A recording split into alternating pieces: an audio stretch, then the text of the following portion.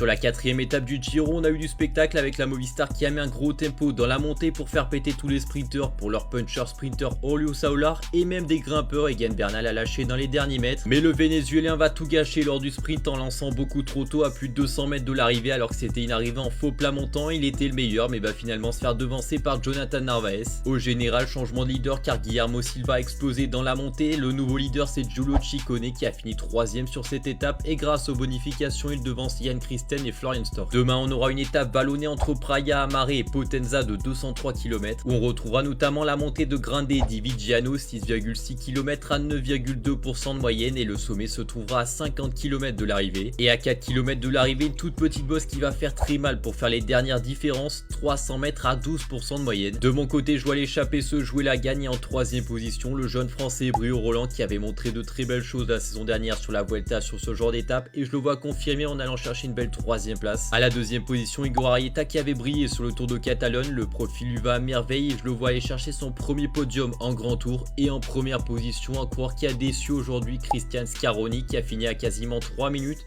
et je pense qu'il va profiter de ce temps perdu pour aller dans l'échappée et aller chercher une 2ème victoire pour Astana. Alors n'hésitez pas à mettre en commentaire votre prono pour la 5ème étape du Giro et est-ce que Ciccone va garder son maillot rose de leader.